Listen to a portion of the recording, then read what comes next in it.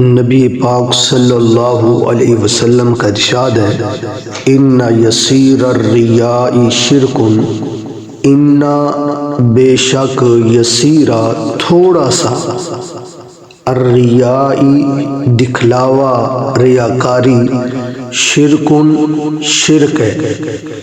حضرت سیدنا عمر رضی اللہ تعالیٰ عنہ ایک دن حضور صلی اللہ علیہ وسلم کی مسجد کی طرف نکلے تو روضہ رسول صلی اللہ علیہ وسلم کے پاس دیکھا حضرت معاذ ابن جبل رضی اللہ تعالیٰ عنہ بیٹھے رو رہے ہیں۔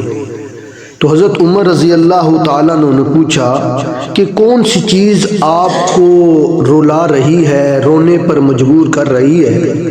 تو حضرت معاذ رضی اللہ تعالیٰ عنہ نے جواب دیا کہ مجھے وہ چیز رلا رہی ہے، رونے پر مجبور کر رہی ہے جو حضور صلی اللہ علیہ وسلم سے میں نے سنی ہے، وہ یہ کہ آپ صلی اللہ علیہ وسلم نے فرمایا کہ بے شک تھوڑا سا دکھلاوا، تھوڑا سا ریاکاری شرک ہے۔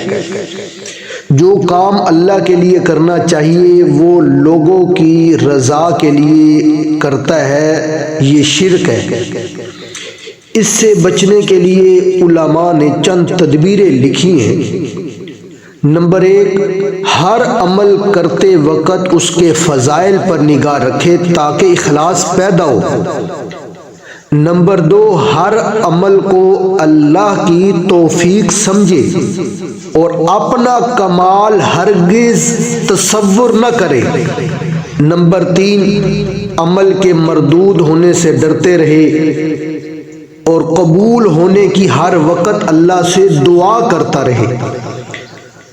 اور حدیث میں آتا ہے، نبی پاک صلی اللہ علیہ وسلم نے فرمایا، کیا میں تمہیں ایسی چیز نہ بتا دوں کہ جس سے تم شرک اکبر اور شرک اصغر سے بچ سکو؟ وہ یہ کہ تم ہر روز یہ 3 مرتبہ دعا پڑھ لیا کرو، اللہم انی اعوذ بک ان اشرک بک وانا اعلم واستغفرک لما لا اعلم۔